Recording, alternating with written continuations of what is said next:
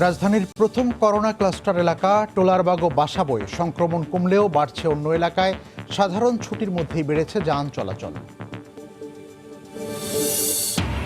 অদক্ষ টেকনোলজিস্ট দিয়ে নমুনা সংগ্রহে রাজশাহীতে 5 শতাধিক করোনা শনাক্তকরণ কিট নষ্ট। পরীক্ষায় ভুল রিপোর্টের শঙ্কা, ফর্মে নেই সঠিক তথ্য। করোনামুক্ত সনদ ছাড়া চিকিৎসা দিচ্ছে না ক্যান্সার হাসপাতালগুলো। ভোগান্তির সঙ্গে বাড়ছে স্বাস্থ্য ঝুঁকি। বিশেষায়িত হাসপাতালে পরীক্ষাগার চালুর পরামর্শ। এবং ঢাকার 2 সিটিতে নতুন যুক্ত হওয়া ওয়ার্ডগুলোতে নেই মশক নিধন কার্যক্রম। করোনার মধ্যেই ডেঙ্গু ছড়িয়ে পড়ার আশঙ্কা, বাড়তি নজরদারির দাবি কর্তৃপক্ষের।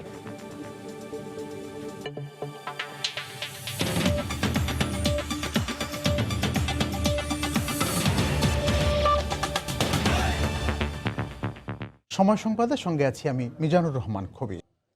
নিষেধাজ্ঞা অমান্য করেই জীবন জীবিকার প্রয়োজনে ঢাকার প্রবেশপথে মানুষের চলাচল বেড়েই চলেছে। সকাল থেকে বৃষ্টি উপেক্ষা করে গাবতলী আবদুল্লাপুর যাত্রাবাড়ি থেকে পায়ে হেঁটে মানুষকে ঢাকায় প্রবেশ ও বের হতে দেখা গেছে।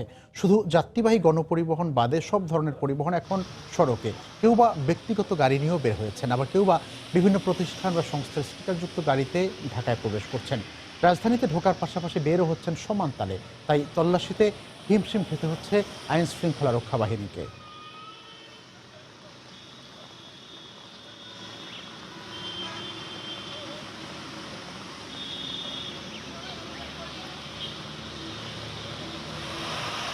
আমার ফ্যামিলি ঢাকাতে থাকে, আমি এলাকার একজন চেয়ারম্যান। আমার ফ্যামিলির সাথে আমার একদম পুরো, আমি আজকে 1.5 মাস পরে আসছি। আপনি তো পুলিশে চাকরি করেন, এটা কি উচিত হয়েছে কিনা যে গাড়িতে যাত্রী উঠানো এভাবে? সরি ভাই, ভুলে গেছে, ইমার্জেন্সি দরকার, এই জন্য দরকার। এই মোটা আপনার মেয়ের বিয়ে, এই জন্য প্রচুর লোক এবং গাড়ি প্রচুর। শুধু গণপরিবহনের সব পরিবহনের রাস্তায় আছে, আমাদের এ নিয়ে হিমশিম খেতে হচ্ছে। নিয়মিত লোক এবং গাড়ি বৃদ্ধি পাচ্ছে। সরকারি নিষেধাজ্ঞার পরও প্রচুর মানুষ ঢাকায় ঢুকছেন ও বের হচ্ছেন। এ বিষয়ে জানাতে রাজধানীর আবদুল্লাপুরে আছেন রিপোর্টার কামরুজ্জামান মামুন এবং নারায়ণগঞ্জের কাঁচপুরে আছেন রিপোর্টার ওবায়দুল্লাহ মামুন। আমরা প্রথমেই যাচ্ছি কামরুজ্জামান মামুনের কাছে। কবির, একেবারেই ঢিমে তালে চলছে জনচলাচল নিয়ন্ত্রণ, অর্থাৎ ঢাকায় প্রবেশের চুক এমন মানুষের 99%ই তারা ঢাকায় ঢুকতে পারছেন, 99% যানবাহনই ঢাকায় ঢুকতে পারছে। এবং পুলিশের যে চেকপোস্টগুলো রয়েছে সেই চেকপোস্টগুলোতে কিন্তু এক প্রকার যানের জটলা তৈরি হয়ে যাচ্ছে মাঝে মাঝে। তো পুলিশি জিজ্ঞাসাবাদে 2-1টি গাড়ি তারা ফিরিয়ে দিতে পারছেন, বা 2-1টি গাড়ি সদুত্তর দিতে না পারার কারণে তারা কিছুক্ষণ অপেক্ষা করে তারপরে তাদেরকে ঢাকায় ঢুকতে হচ্ছে, এমন দৃশ্য আমরা দেখেছি। তবে 99% গাড়ি, 99% মানুষই কিন্তু ঢাকায় ঢুকতে পারছেন। এবং এই যে এত মানুষ, এত গাড়ি ঢাকায় ঢুকছে, এটা কিন্তু আসলে পুরোপুরি নজরদারির আওতায় আনা সম্ভব হচ্ছে না, অর্থাৎ একেবারেই ঢিলে ঢালা। পুলিশের উপস্থিতি চেকপোস্টগুলোতে সকাল থেকে খুবই শিথিলভাবে ছিল। বেলা বাড়ার সঙ্গে সঙ্গে পুলিশের উপস্থিতিও বাড়ে যানবাহনের সংখ্যা। তারপরেও কিন্তু আমরা দেখেছি যে ব্যক্তিগত গাড়ি, মোটরসাইকেল, ব্যাটারি চালিত গাড়ি, সিএনজি, সব ধরনের গাড়ি আমরা দেখেছি যে চেকপোস্ট দিয়ে ঢাকায় ঢুকছে। এছাড়া ঢাকার ভেতরেও আমরা দেখেছি যে কোনো জায়গায় চাইলেই যেতে পারবেন। ঢাকার ভেতরে শুধুমাত্র যে গণপরিবহনের কাজে নিয়োজিত বাস যেগুলো থাকে, সেই বাস ছাড়া কিন্তু সব ধরনের পরিবহন ঢাকার মধ্যে চলাচল করছে, যেমন সিএনজি বা লেগুনা বা যে মোটরসাইকেলের রাইড শেয়ারিং, সেইগুলো সবই কিন্তু আসলে চলছে। অর্থাৎ ঢাকার এ প্রান্ত থেকে ও প্রান্ত যদি কেউ যেতে চান, সে কিন্তু নির্বিঘ্নেই যেতে পারছেন। আমরা একটি বিষয় দেখেছি, এত কিছুর মধ্যেও কিছু ভুয়া স্টিকার লাগিয়ে অনেকে ঢাকায় ঢোকার চেষ্টা করছেন, যাদের ঢাকায় ঢোকার জন্য যাদের কাছে যৌক্তিক কোনো কারণ ছিল না, অহেতুক বা অপ্রয়োজনে ঢাকায় ঢুকছিলেন, তাদেরকে কিন্তু পুলিশ নিবৃত্ত করার চেষ্টা করেছে। ভুয়া স্টিকার গাড়িতে লাগানোর কারণে তাদের 2-1টি গাড়িকে আমরা ঘুরিয়ে দিতেও দেখেছি। এছাড়া দেখেছি যে একই গাড়িতে গাদাগাদি করে, ব্যক্তিগত গাড়িতে বা সিএনজির মধ্যে গাদাগাদি করে, যেখানে শারীরিক দূরত্বর কোনো প্রশ্নই ওঠে না, একজন আরেকজনের সঙ্গে লাগালাগি করে তারা কিন্তু ঢাকায় বিভিন্ন জায়গায় চলাচল করছেন। এই বিষয়টিও পুলিশি নজরদারির ভেতরে আমরা আনতে দেখেছি। তো আমার কাছে ছিল এতটুকুই। আমরা চলে যাচ্ছি নারায়ণগঞ্জে, সেখান থেকে জানাবেন সহকর্মী ওবায়দুল্লাহ মামুন। মামুন, আপনাকে ধন্যবাদ। ঢাকা চট্টগ্রাম মহাসড়কে নিষেধাজ্ঞা অমান্য করেই যানবাহন এবং জনগণ এই দুটোরই কিন্তু সড়ক উপস্থিতি রয়েছে এই মহাসড়কে। অর্থাৎ যানবাহন যেমন বেড়েছে, শুধুমাত্র যাত্রীবাহী বাস ছাড়া সব ধরনের গণপরিবহন, ব্যক্তিগত গাড়ি, বাস, ট্রাক, ইজি বাইক, মোটরসাইকেল সব ধরনের পরিবহনই কিন্তু যাত্রী পারাপার বা যাত্রী পরিবহন বহন করছে এই রাস্তা দিয়ে। আরেকটি বিষয় বলবো যে আমরা কিন্তু মোটরসাইকেলের যে বিষয়টি, মোটরসাইকেলের সংখ্যা কিন্তু অনেক বেড়েছে গত কয়েকদিনের তুলনায়, এবং প্রত্যেকটি মোটরসাইকেল দিয়েই কিন্তু যাত্রী পারাপার করা হচ্ছে, অর্থাৎ ভাড়ার বিনিময়ে তারা যাত্রী টানছেন এই মোটরসাইকেল দিয়ে। এছাড়া এই হাইওয়েতে সবসময় ইজি বাইক বা অটোরিকশা চলাচল নিষিদ্ধ, কিন্তু এই বর্তমান সময়ে অঘোষিত লকডাউন চলছে, তাতে কিন্তু মহাসড়কগুলি তুলনামূলক ফাঁকা থাকায় ইজি বাইক এবং অটোরিকশার চলাচল খুব বেশি লক্ষ্য করা গেছে। এবং আমরা দেখেছি যে এই ঢাকা চট্টগ্রাম মহাসড়কে যে টহল পুলিশ, অর্থাৎ যেখানে পুলিশরা রয়েছেন, সার্জেন্টরা রয়েছেন, তারা কিন্তু বিভিন্ন গাড়িগুলো, অর্থাৎ বিশেষ করে ব্যক্তিগত যে গাড়িগুলি আসছে সেগুলি তারা তল্লাশি করছেন এবং তারা জবাবদিহিতা করছেন যে কোথায় যাচ্ছেন, বিশেষ করে ঢাকা থেকে যারা বের হচ্ছেন এবং ঢাকা যারা প্রবেশ করছেন, অর্থাৎ ঢাকায় ইন এবং আউট যারাই হচ্ছেন তাদেরকে কিন্তু পুলিশ জিজ্ঞাসাবাদ করছেন। এবং যথেষ্ট বা যথোপযুক্ত জবাব না পেলে অনেক গাড়িকেই কিন্তু আমরা দেখছি যে ফিরিয়ে দিয়েছেন, অর্থাৎ যারা সুনির্দিষ্ট উত্তর দিতে পারেনি তাদেরকে ফিরিয়ে দিচ্ছেন। আরেকটি বিষয় বলবো যে বিভিন্ন গাড়িতেই কিন্তু তারা বিভিন্ন ধরনের, অর্থাৎ বিভিন্ন সরকারি সংস্থা বা প্রতিষ্ঠানের স্টিকার ব্যবহার করে কিন্তু যাত্রী পারাপার করছে। আমরা কিন্তু সেটি সকালে একবার বলেছিলাম যে বিভিন্ন সরকারি প্রতিষ্ঠানের গাড়িতে করে কিন্তু তারা যাত্রী পারাপার করছে। এবং এই মুহূর্তে যদি বলি যে সকাল থেকে কিন্তু এখন পরিবহনের সংখ্যা কিন্তু আরও বেড়েছে। আরেকটি বিষয় যুক্ত করতে চাই, সেটি হচ্ছে যে সাধারণ জনগণ কিন্তু ঘরের বাইরে কোনো ধরনের ব্যক্তিগত যে সুরক্ষা, সেই সুরক্ষা ছাড়াই কিন্তু তারা বাজারঘাট করছেন এবং তারা সব জায়গাতে বিচরণ করে বেড়াচ্ছেন। তো নারায়ণগঞ্জের কাঁচপুর থেকে লকডাউনের আমার কাছে ছিল এই ছিল সবশেষ তথ্য। ফিরে যাবো স্টুডিওতে, সেখানে আছেন মিজানুর রহমান কবির। ঢাকার আশপাশের লকডাউন পরিস্থিতি জানাচ্ছিলেন ওবায়দুল্লাহ মামুন, তার আগে জানাচ্ছিলেন কামরুজ্জামান মামুন আবদুল্লাহপুর থেকে।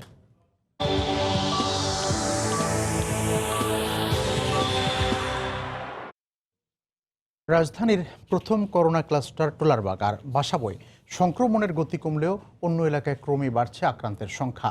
এর মধ্যে কয়েকটি এলাকায় আক্রান্তের সংখ্যা শতাধিক ছাড়িয়েছে।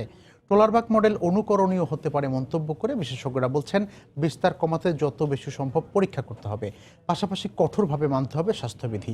বাবুল হোসেনের ছবিতে রিপোর্ট ফারুক ভূঁইয়া রবিনের।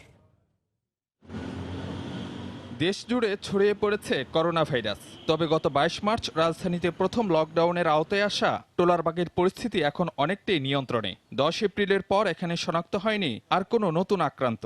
অন্যদিকে 5 এপ্রিল ক্লাস্টার ঘোষিত বাসাবুর অবস্থাও 1 মাস পর কিছুটা স্থিতিশীল। লকডাউন মেনে চলা আর সংক্রমণের উৎস চিহ্নিত করাতেই এই উন্নতি বলে মনে করেন বিশেষজ্ঞরা। জনগণ লকডাউন বা সামাজিক বিধিনিষেধ মেনে চলেছেন। দ্বিতীয় কারণ হচ্ছে আইডিসিআর পক্ষ থেকে প্রত্যেকটা ঘরের খবর নিয়েছে, সংক্রমিত রোগীকে তারা শনাক্ত করে তার পরীক্ষা করে তার চিকিৎসা ব্যবস্থা করেছে আলাদা করে। তবে রাজধানীর অন্য সব এলাকার চিত্র ততটা আশাব্যঞ্জক নয়। দেশে মোট আক্রান্তের 58%ই ঢাকার বাসিন্দা। টোলারবাগ আর বাসাবই যেখানে আক্রান্ত যথাক্রমে 19 আর 43, সেখানে শতাধিক সংক্রমিত রয়েছে 6 এলাকায়। আরও 10 এলাকায় শনাক্তের সংখ্যা অর্ধশতাধিক। কেউ লকডাউন মানছে না কিংবা সতর্কতা অবলম্বন করতেছে না, সবাই যার যার মতো চলতেছে। তা এটা হলো আমাদের নিজেরাই সামাজিক যে দূরত্ব মেনটেন করার কথা, সেটা আমরা মানছি না। বিশেষজ্ঞরা বলছেন, রাজধানীতে সংক্রমণের লাগাম টানতে মানুষের সতর্কতার পাশাপাশি জোর দিতে হবে আক্রান্ত শনাক্তের উপর। এখন ঢাকা শহরে যে সুবিধাটা হলো যে ছোট ছোট ক্লাস্টারে সংক্রমণটা আছে। এই ছোট ছোট এলাকার সংক্রমণ বাড়তে পারে, যদি একটা বড় এলাকা হয়ে যায় সেখানে কিন্তু বিপদ হবে।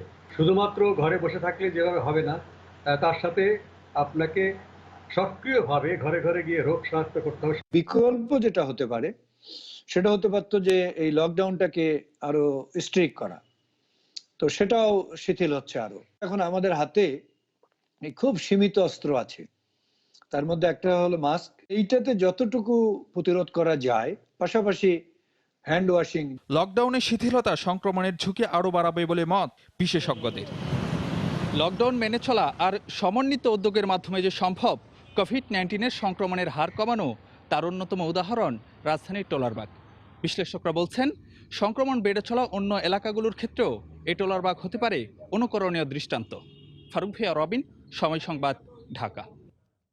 মাঠ পর্যায়ে অদক্ষ মেডিকেল টেকনোলজিস্ট দিয়ে করোনা শনাক্তে নমুনা সংগ্রহ করায় রাজশাহীতে প্রতিদিন গড়ে 10টিরও বেশি কিট নষ্ট হচ্ছে। নমুনা সংগ্রহে অসাবধানতা ও যাদের নমুনা নেওয়া হচ্ছে নাম ঠিকানা সঠিকভাবে লিপিবদ্ধ না করায় ল্যাব চালুর পর এ পর্যন্ত নষ্ট হয়েছে 5 শতাধিক কিট। বিশেষজ্ঞ চিকিৎসকরা বলছেন, সঠিকভাবে নমুনা সংগ্রহ করা না হলে রিপোর্ট ভুল আসার আশঙ্কা রয়েছে। সাইফুর রহমান রকির রিপোর্ট, ক্যামেরায় ছিলেন হাবিবুর রহমান পাপ্পু। করোনার উপসর্গ নিয়ে চিকিৎসকের পরামর্শে বা হটলাইনে যেসব রোগী যোগাযোগ করছেন তাদের বাড়ি বাড়ি গিয়ে নমুনা সংগ্রহ করছেন স্বাস্থ্যকর্মীরা। রাজশাহী বিভাগের 8 জেলায় করোনা ভাইরাসে আক্রান্ত সন্দেহে গড়ে দিনে প্রায় 400 নমুনা সংগ্রহের পর সেগুলো পরীক্ষার জন্য আনা হয় রাজশাহী মেডিকেল কলেজের পিসিআর ল্যাবে। বিশেষজ্ঞরা বলছেন, মাঠ পর্যায়ে যেসব মেডিকেল টেকনোলজিস্ট কাজ করছেন তাদের যথাযথ প্রশিক্ষণ না থাকায় অনেকে সঠিকভাবে নমুনা সংগ্রহ করতে পারছেন না। ফলে প্রতিদিন 94টি রিপোর্ট প্রকাশের কথা থাকলেও গড়ে 10টির বেশি কিট নষ্ট হচ্ছে। জরুরি ভিত্তিতে অনলাইনে ট্রেনিং দিয়ে তাদেরকে আপাতত ক্রাইসিস মোকাবিলার জন্য মাঠে নামানো হয়েছে। তা আমি যেটা মনে করি যে এই কারণে যেটা নমুনাটা যেহেতু অরিজিনাল যে নমুনাটা আসার কথা সেটা আসছে না। এ অবস্থায় শঙ্কার বিষয় হলো নমুনা সঠিকভাবে সংগ্রহ করা না গেলে করোনা পজিটিভ রোগীর ফলাফল আসতে পারে নেগেটিভ। ফলে আক্রান্ত ব্যক্তির দ্বারা পুরো কমিউনিটিতে সংক্রমণ ছড়িয়ে পড়তে পারে আশঙ্কা বিশেষজ্ঞ এই চিকিৎসকের।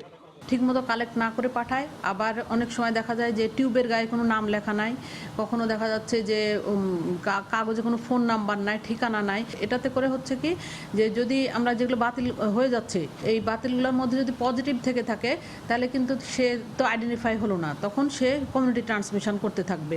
বিষয়টি স্বীকার করে জনবল সংকটের দোহাই দেন মেডিকেল টেকনোলজিস্টরা।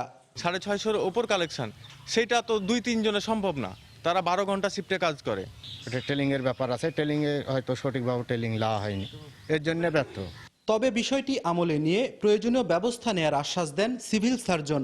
আমাদের যেহেতু একটা নমুনা সংগ্রহ করতে গেলে, নমুনা পরীক্ষা করতে গেলে সরকারের অনেক টাকা অপচয় হবে, সেটা যেন বিবেচনা করে তারা যেন আর একটু মনোযোগী হয়, যেন কোনোভাবে যেন সরকারের সম্পদ অপচয় না হয়। সংগৃহীত নমুনাগুলো 5 থেকে 6 দিনের মধ্যে পরীক্ষা না করলে এর কার্যকারিতা নষ্ট হয়ে যায়। এ কারণে আগামী 1 সপ্তাহের মধ্যে রাজশাহী মেডিকেল কলেজ হাসপাতালে আরেকটি পিসিআর ল্যাব স্থাপনের সিদ্ধান্ত নেওয়া হয়েছে। সাইফুর রহমান রকি, সময় সংবাদ, রাজশাহী। কোনো ক্যান্সার হাসপাতালে করোনা পরীক্ষার সুযোগ নেই, অথচ চিকিৎসা শুরুর আগে কোভিড মুক্তির সনদ চাইছেন চিকিৎসকরা, যা সংগ্রহ করতে গিয়ে ভোগান্তির পাশাপাশি চরম স্বাস্থ্য ঝুঁকিতে পড়ছেন রোগীরা। চিকিৎসকরা বলছেন, বিশ্ব স্বাস্থ্য সংস্থার নির্দেশনা অনুসারেই কোভিড পরীক্ষা জরুরি। এমন অবস্থায় বিশেষায়িত যে কোনো একটি হাসপাতালে অগ্রাধিকার ভিত্তিতে এ ধরনের রোগীদের জন্য পরীক্ষার সুযোগ সৃষ্টির আহ্বান জানিয়েছেন বিশেষজ্ঞরা। আজহার লিমনের রিপোর্ট আর ছবি তুলেছেন ওমর ফারুক।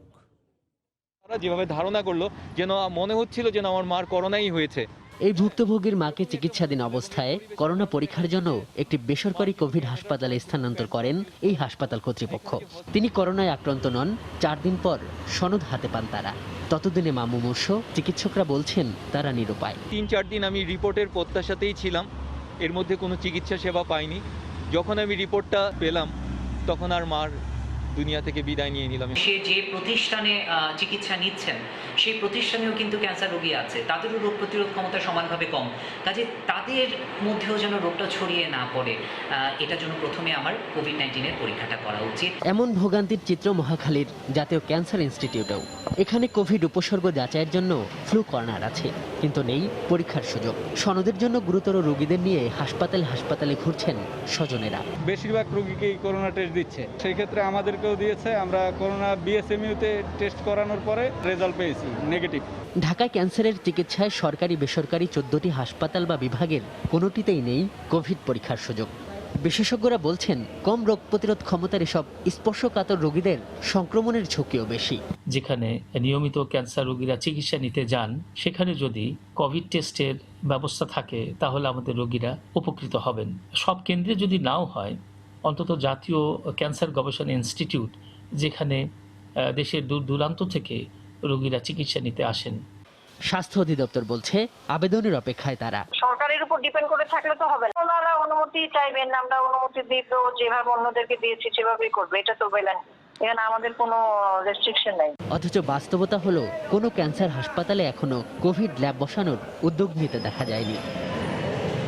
এই হাসপাতালে ক্যান্সারের জরুরি চিকিৎসার জন্য আলাদা ইউনিট থাকলেও কোভিড হাসপাতাল হওয়ায় তা আপাতত স্থগিত রয়েছে। ফলে এখানে প্রতিনিয়তই এসে ফেরত যাচ্ছেন ক্যান্সারের চিকিৎসা প্রত্যাশীরা। করোনা সংকটের কারণে এমন নানাবিধ সংকটে পড়েছেন ক্যান্সারে আক্রান্তরা। বাড়ছে এক হাসপাতাল থেকে অন্য হাসপাতালে ছোটাছুটির মাত্রা। এমন অবস্থায় কোভিড-19 পরীক্ষার সনদ আরও একটু সহজতর হবে, এমনটাই প্রত্যাশা করেছেন ক্যান্সারে আক্রান্ত সংকটাপন্ন রোগীরা। আজহার লিমন, সময় সংবাদ, ঢাকা। সময় সংবাদে আরও থাকছে, করোনা মহামারীতে ভিন্ন প্রেক্ষাপটে উদযাপন হচ্ছে বৌদ্ধ ধর্মাবলম্বীদের সবচেয়ে বড় উৎসব বুদ্ধ পূর্ণিমা। ঘরে বসেই প্রার্থনা, উড়বে না ফানুস।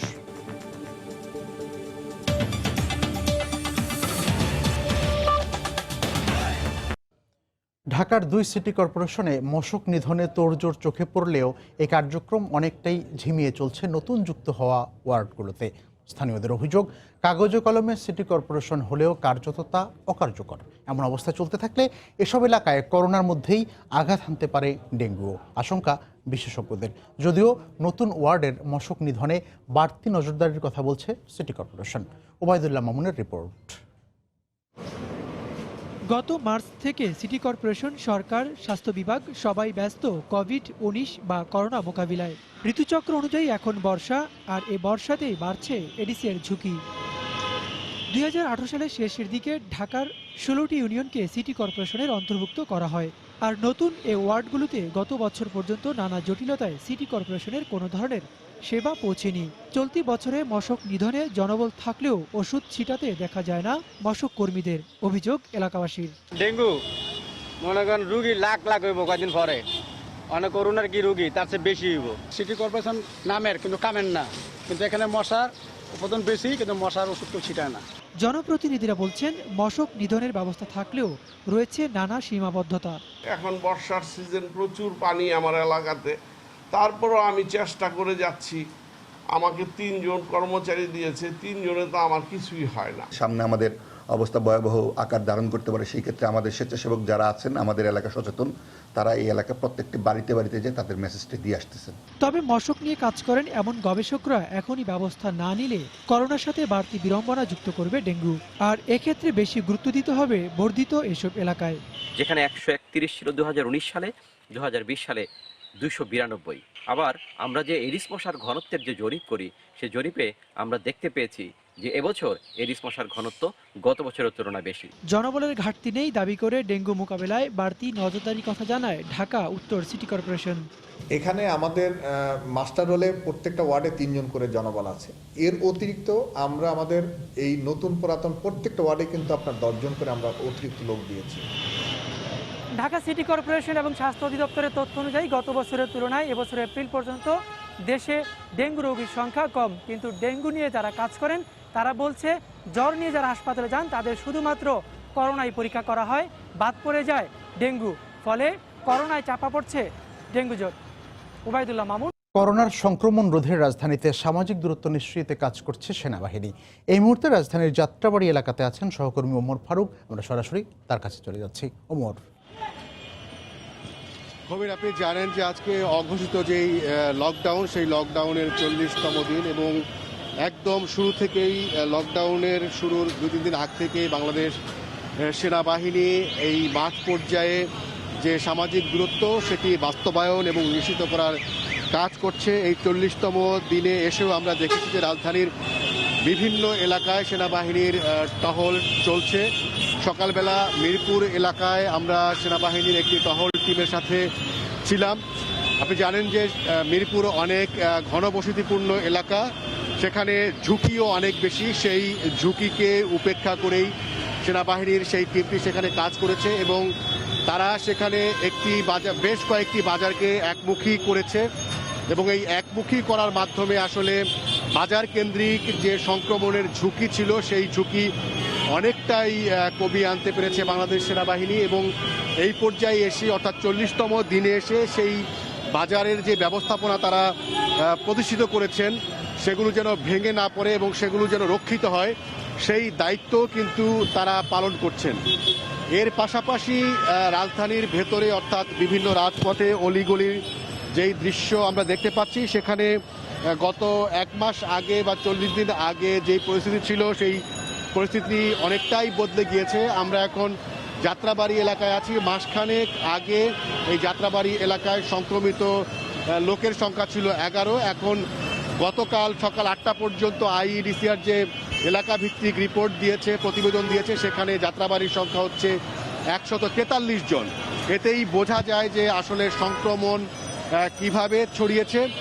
এই বাস্তবতাকে মাথায় রেখে বাংলাদেশ সেনাবাহিনীর পক্ষ থেকে বলা হচ্ছে যে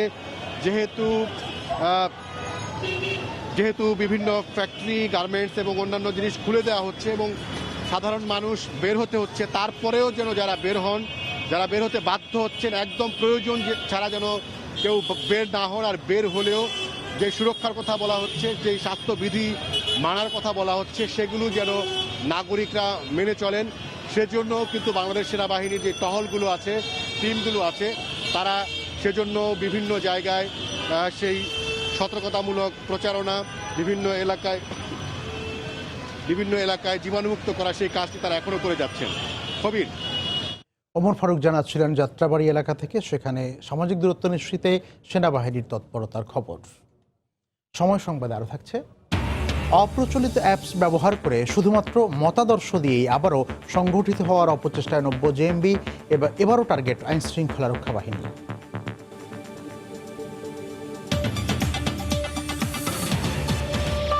মহামারীতে ভিন্ন প্রেক্ষাপটে উদযাপন হচ্ছে বৌদ্ধ ধর্মাবলম্বীদের সবচেয়ে বড় উৎসব বুদ্ধ পূর্ণিমা। এবার উড়বে না ফানুস, থাকছে না সম্মিলিত প্রার্থনাও। ভক্তদের ঘরে বসেই জীবজগতের মঙ্গল কামনায় অংশ নেওয়ার আহ্বান ধর্মীয় গুরু ও সংগঠনের নেতাদের। চট্টগ্রাম থেকে বিস্তারিত জানাচ্ছেন পার্থ প্রতিম বিশ্বাস।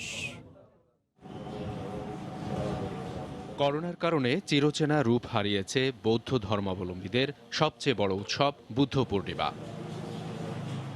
বুধবার সকালে চট্টগ্রাম বৌদ্ধ বিহারে অনাড়ম্বর পরিবেশে শুরু হয় বুদ্ধ পূর্ণিমার আনুষ্ঠানিকতা। সামাজিক দূরত্ব বজায় রেখে নিয়ম রক্ষায় প্রার্থনায় অংশ নেন ভিক্ষু সহ মন্দির সংশ্লিষ্ট কয়েকজন। তবে কমতি ছিল না বুদ্ধ ভক্তির আরতি বা নিবেদন। নানা ফলমূল ও প্রসাদ সাজিয়ে রাখা হয় গৌতম বুদ্ধের প্রতিমূর্তির সামনে। করোনা ভাইরাসের কারণে আমরা অনাড়ম্বরভাবে পালন করছি। আমরা বৌদ্ধ সমাজ চাই যাতে এইখান থেকে আমাদের বাংলাদেশ থেকে এই করোনা যেন মুক্ত হতে পারি। সবার মঙ্গলার্থে আমাদের অনুষ্ঠান এভাবে আমরা ছোট পরিসরে করতে আমরা বাধ্য হয়েছি। বৌদ্ধ বিহারের ভিক্ষুরা বলছেন, সরকারি নির্দেশনা মেনে আয়োজন সীমাবদ্ধ করা হয়েছে। সরকারের যে বিধিনিষেধ রয়েছে তার প্রতি সরকারের প্রতি যে শ্রদ্ধা সম্মান রেখে আমরা এবার ছোট্ট পরিসরে যে আমরা শুভ বুদ্ধ পূর্ণিমা উদযাপন করছি। এ অবস্থায় মন্দিরে নয়, পারিবারিকভাবে বাসাবাড়িতে জগতের মঙ্গল কামনায় প্রার্থনায় অংশ নেওয়ার আহ্বান বাংলাদেশ বৌদ্ধ সমিতির নেতাদের। যার পরিবারের মধ্যে সুন্দরভাবে বুদ্ধের প্রতি শ্রদ্ধা নিবেদন করে এই আবেদনটুকু জানাচ্ছি। ধর্মমতে প্রায় ২৫০০ বছর আগে মহামতি গৌতম বুদ্ধের জন্মগ্রহণ, বোধিলাভ ও প্রয়াণ বৈশাখী পূর্ণিমার এই দিনে হয়েছিল বলে একে বুদ্ধ পূর্ণিমা বলা হয়ে থাকে। প্রতি বছর উৎসবমুখর পরিবেশে দিনটি উদযাপন করে থাকেন বৌদ্ধ ধর্মাবলম্বীরা। তবে করোনার কারণে এবার থাকছে না উৎসব। এ পর্যায়ে শীর্ষ সংবাদ জানিয়ে দিচ্ছি আরেকবার। রাজধানীর প্রথম করোনা ক্লাস্টার এলাকা টোলারবাগ ও বাসাবই। সংক্রমণ কমলেও বাড়ছে অন্য এলাকায়। সাধারণ ছুটির মধ্যেই বেড়েছে যান চলাচল। অদক্ষ টেকনোলজিস্ট দিয়ে নমুনা সংগ্রহে রাজশাহীতে ৫ শতাধিক করোনা শনাক্তকরণ কিট নষ্ট। পরীক্ষায় ভুল রিপোর্টের সংখ্যা, ফর্মে নেই সঠিক তথ্য। করোনা মুক্ত সনদ ছাড়া চিকিৎসা দিচ্ছে না ক্যান্সার হাসপাতালগুলো। ভোগান্তির সঙ্গে বাড়ছে স্বাস্থ্য ঝুঁকিও। বিশেষায়িত হাসপাতালে পরীক্ষাগার চালুর পরামর্শ। এবং ঢাকার ২ সিটিতে নতুন যুক্ত হওয়া ওয়ার্ডগুলোতে নেই মশক নিধনের কার্যক্রম। করোনার মধ্যে ডেঙ্গু ছড়িয়ে পড়ারও আশঙ্কা। বাড়তি নজরদারির দাবি কর্তৃপক্ষের। এই ছিল এখনকার মতো। যে কোনো খবর পেতে ভিজিট করুন সময়নিউজ.tv। আপনার মোবাইলে সময় সংবাদ দেখতেও সব খবর পেতে ডাউনলোড করুন সময় অ্যাপ। এছাড়া এইমাত্র পাওয়া খবর মোবাইলে পেতে SMS করুন *BN লিখে পাঠিয়ে দিন 1624 নম্বরে। সঙ্গে থাকুন সময়।